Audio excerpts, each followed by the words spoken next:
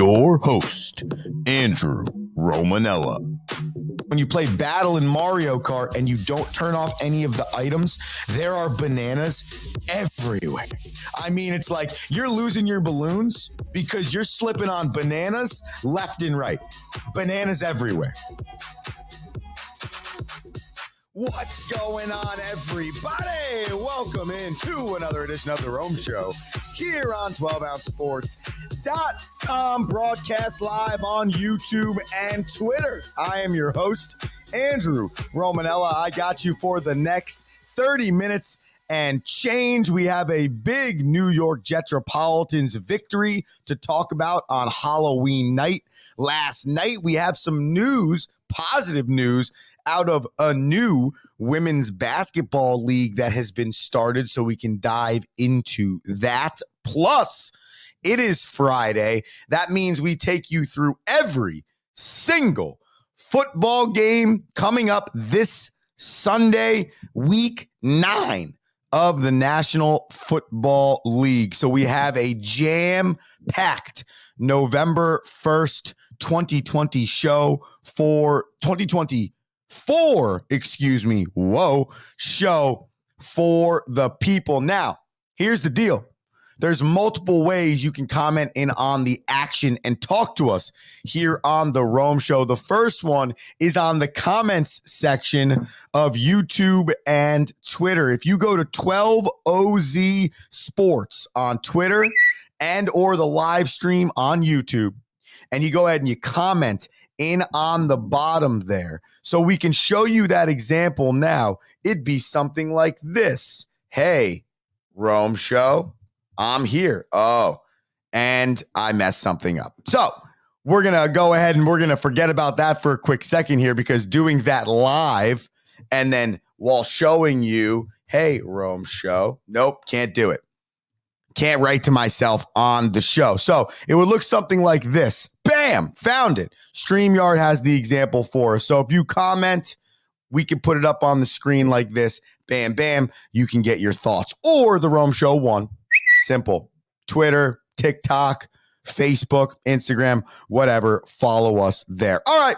Without further ado, let's get into the Jets game. Last night, the Jets defeated the Texans 21-23.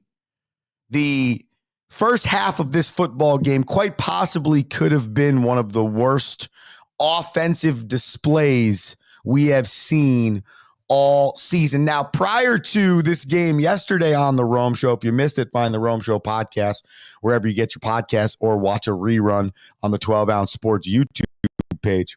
We talked about how both defenses for the Texans and the Jets were elite, whereas both offenses were not. And just to recap those numbers, the Jets defense coming into this game was 4th in the league in yards per game given up. Well, overall, to CJ Stroud and Joe Mixon, the Jets gave up 297 yards yesterday. They averaged 21.3 points per game, which was good for 12th in the league. They were 8 points under that, holding the Texans to 13 total last night. 7 in the first half, 6 in the second half, 2 field goals.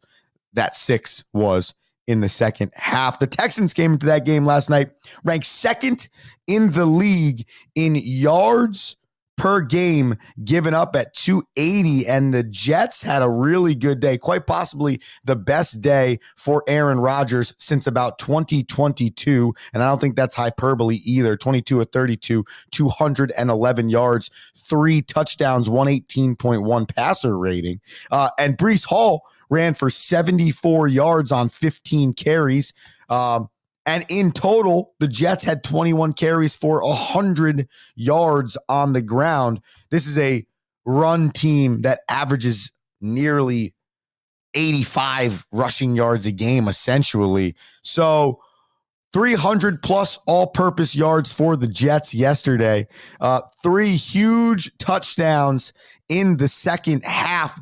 And those 3 touchdowns were caught by your two most important players in Davante Adams and Garrett Williams. Davante Adams, in his second uniform as a New York Jetropolitan, had quite possibly his best day all year in either uniform he's worn. 7 receptions, 91 yards, and a touchdown. Garrett Wilson had his best year since possibly his rookie year. 9 receptions, 90 yards, and 2 touchdowns, including 2 different one-handed grabs that were unbelievable. We'll show you those in a minute. The Rome Show, you know the drill, has all the highlights for the people. So the Jets 21, the Texans 13, and the Jets get themselves their third victory of the season.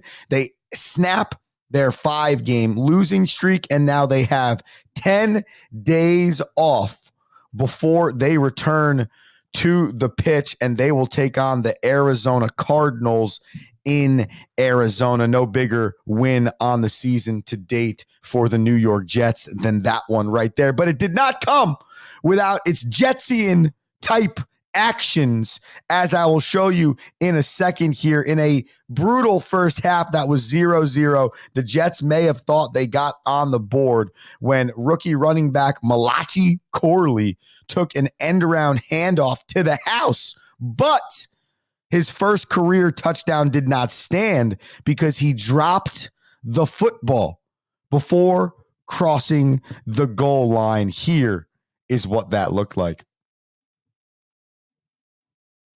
In a first half that had not much to get excited about, especially on the Jets side offensively, you have this drive happening late in the second quarter. You have this great play, an end around to a rookie. You're feeling really good. And he drops the football before he gets across the end zone. And now, ladies and gentlemen, I have to be honest, okay? I do not understand how that happens. Never in my entirety of my lifetime do I understand how a football player running in for a touchdown could ever, in the history of time, drop the football before they actually entered the end zone. Like, I don't understand when there was ever a time in their lifetime when it was a chance to have it be that close. And why are you even letting go of the football? First off, that's your first touchdown. Hold on to the rock, bro. Secondly, and this is the most important of all, this is a mistake, in my opinion, that should never in the history of time ever happen. This is a lazy, stupid mistake.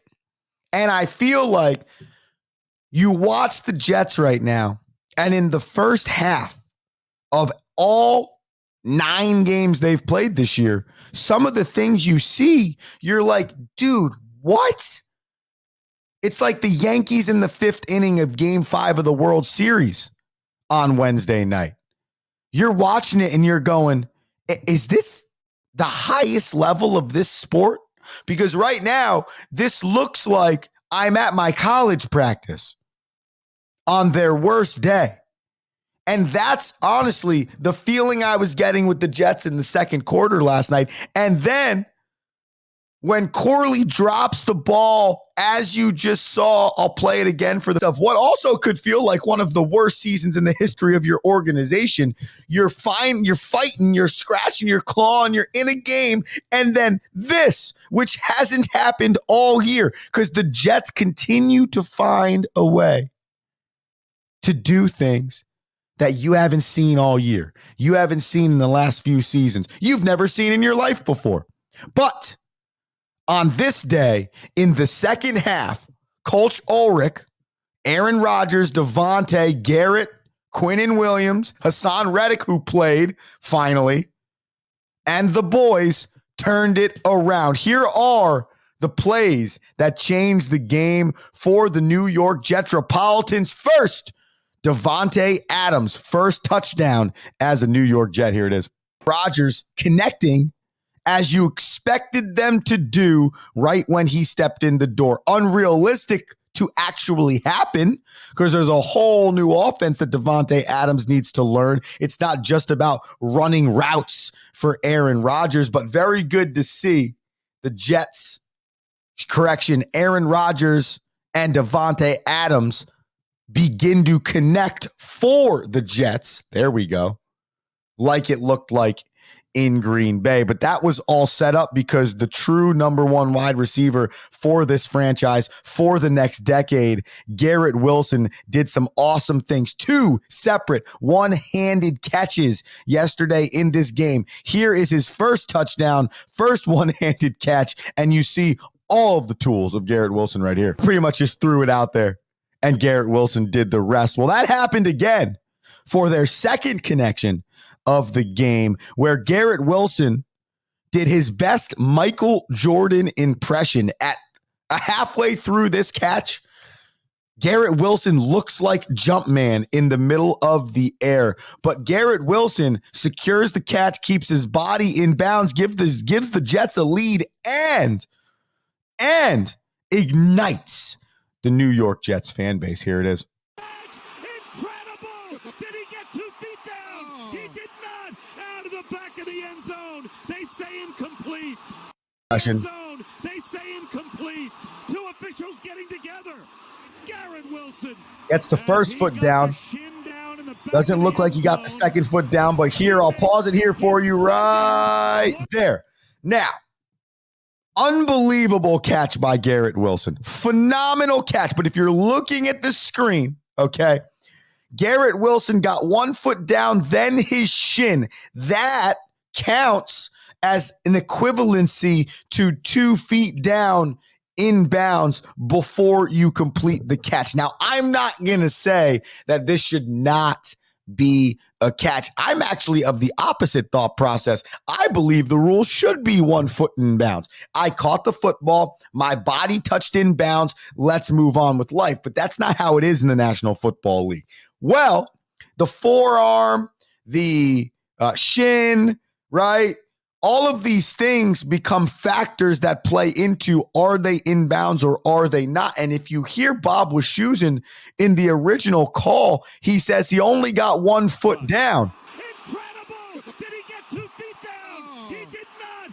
Out of the back of the end zone. They say incomplete. Now, and because it's clipped together, it's not the same clip. It quickly changes to Bob Wischusen talking about the shin, with which he explains to you why he's in bounds on this catch. 2 officials getting together. Garrett Wilson, as he got the shin down in the back of the end zone, he makes his second one-handed touchdown catch of the night. And there it is. I mean, just one of the sickest catches I've ever seen. That is one of the sickest catches you'll ever see.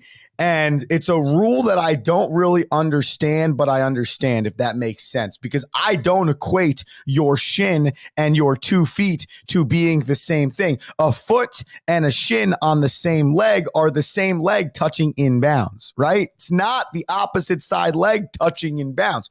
So my point here is, I think you get more plays like what you got out of Garrett Wilson if you abandon the 2 feet need to be in bounds rule for wide receivers and people catching the football in the National Football League. Now, I'm not saying that you have to do much different. I just believe that play right there for Garrett Wilson is the prime example that if it truly needed to be 2 feet in bounds. Now, I'm going to play it again because it's such a sick catch that I think that left shin, right? So technically, the right foot never touches in bounds once on this play. So if the left foot and the left shin count for being in bounds, why do I also have to have 2 feet in bounds? Why can't we just change the rule to essentially exactly what we're seeing on the screen right here? Get a part of your body in bounds before you touch out of bounds, and it's in bounds. That's at least my belief. I think that opens up the door for so many more exciting plays across history. Think about how many great plays have probably been erased because you had to have 2 feet perfectly in bounds, or you didn't touch the foot down, the the pinky goes down and then maybe like a part of your wrist, but the whole forearm. So now you're not in bounds. But in actuality, you were. So I think it could change the semantics of the sideline plays in the National Football League. That's just my opinion. But Garrett Wilson, Devontae Adams, Aaron Rodgers, and the New York Jets 3-6. The Texans 6-3. The next 3 games for the Jets are the aforementioned Cardinals on the road, then the Colts at home, then the Seahawks at home. The Jets will have a bye Thanksgiving week and weekend coming up. So they'll play 2 bye, and then they'll enter December. For the Houston Texans, they travel to Detroit to take on, Detroit travels to them.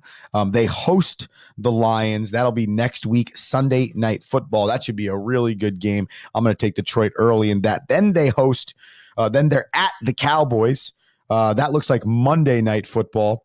And then they are home versus the Titans for traditional 1 p.m. Sunday football. Those are the next 3 for the Texans, who are in first place in the AFC South currently. All right, we are currently going to take a commercial break. And when we come back, we are going to talk about the Unrivaled 3-on-3 women's basketball league started by Brianna Stewart and company of the WNBA. Sounds really cool. And then we're going to run down week 9 of the National Football League this Sunday. I'm Andrew Romanella. This is The Rome Show. We are on 12ouncesports.com. The handle is The Rome Show 1, and we'll be back after this commercial break. Need tickets to that next event? Well, at 12 Ounce Sports, we've got them with soccer anywhere in the world. Tickets to any venue, any sport. Want to go to NCAA or NFL football matches? We've got them. Yeah. Baseball at every level. Every Power 5 matchup is available. Don't forget, costumes and paint are optional. What's that? You want to go to Broadway? We have those too. Want to jam out? Every concert, every artist. That's right. At 12 Ounce Sports, we've got the tickets for less. 12ozsports.com/tickets. That's 12ouncesports.com/tickets.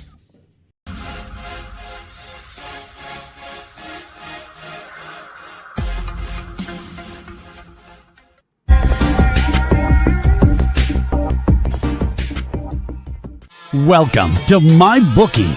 You're ready to create an account and start making money, and we're here to help. And remember, you can get a bonus of up to $1,000 on your first deposit. Now you're ready to bet. Just go to mybookie.ag, visit the sportsbook, click on your bet, and input the amount you want to risk or win in the bet slip. Yes, it's that easy. Just remember, at MyBookie, you play, you win, you get paid.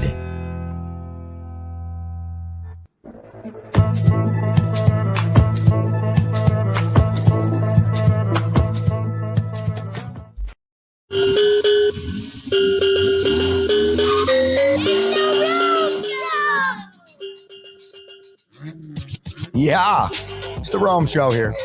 12ouncesports.com, Dingo TV. Andrew Romanella here with you for another 8 minutes or so. We got basketball to talk about. We got football to talk about. Hang with us. Break down the weekend. We appreciate you. Comment on the YouTube. Comment on the Twitter. The Rome Show 1 on social media.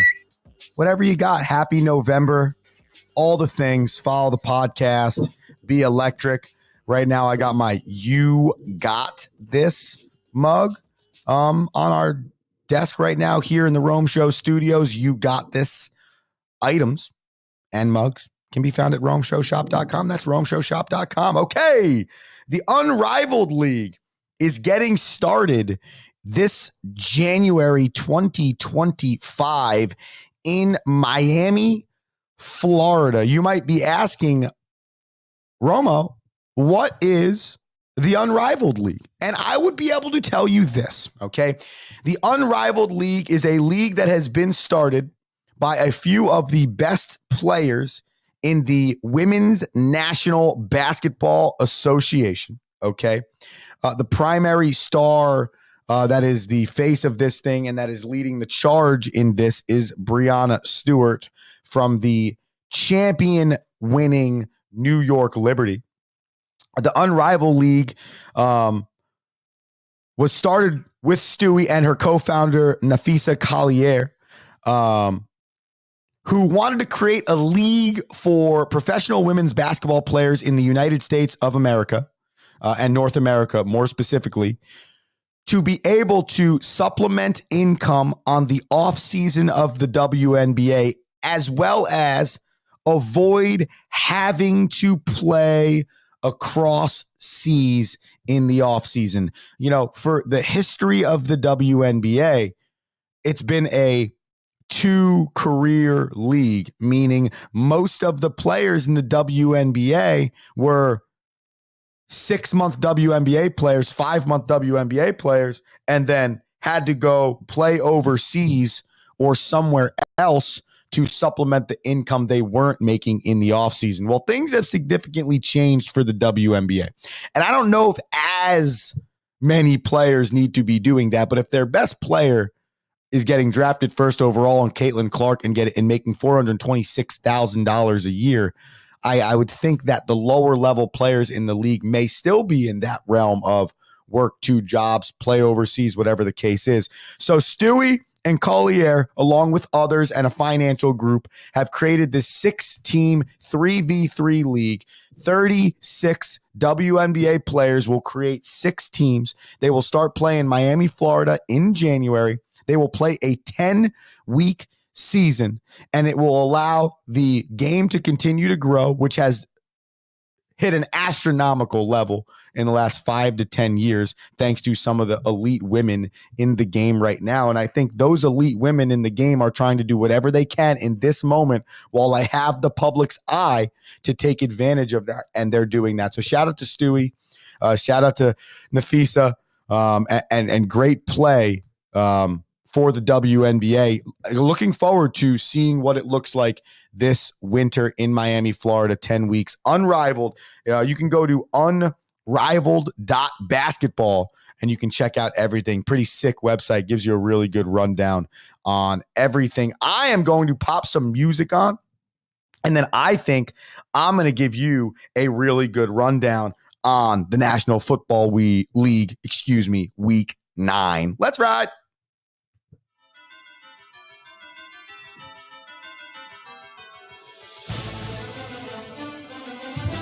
All right, you know what the music means. It means it's football time in America. All right, it's November. You have 9 weeks remaining, essentially, in the National Football League season, okay? And a lot is going to happen starting with this weekend. We are going to go to Buffalo. The AFC East has been a crapshoot. The one thing we didn't think we knew is if the Bills were going to be good. The one thing we realized is the Bills are still the best team in this division. They host the Miami Dolphins, who got Tua Tagovailoa back last week. However, their defense is still their defense. The Bills are favored by 6 in this game. The total's 48.5. I'm going to take the Bills with the 6 points. And if I had to take a side banana line here on this one, I would take the over the 48.5. The Cowboys host the Falcons.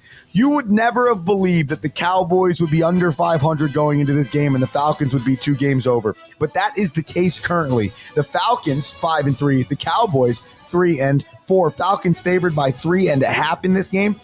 I'm actually going to take the Falcons, and I'm going to take the 3.5 points. If there's 2 teams that I don't trust, it's those 2 teams. But if there's one team I trust more than the other, it'd be the Falcons right now over the boys. Raiders at Bengals, not a really good football game. Gardner Minshew starting again for the Raiders. Who they throwing the rock to, we don't really know, but they battle and they fight. So I don't believe the Bengals will beat them by 7.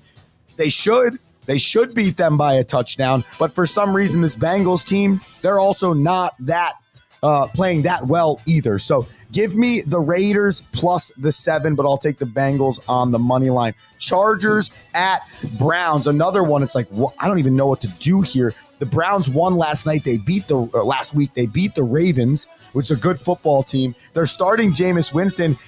Does it dramatically change their team? It probably does. Plus, they're at home and they have a really good defense. So I'm actually going to take the Browns here. This is a very Chargers game to lose. Chargers are always 500. They're one game over 500. So it's the perfect time for them to lose a game against a 2-6 football team. So give me the Browns and give me them at the plus 1.5. Pats at Titans could be the battle for who's going to have the first overall pick next year outside of the Panthers.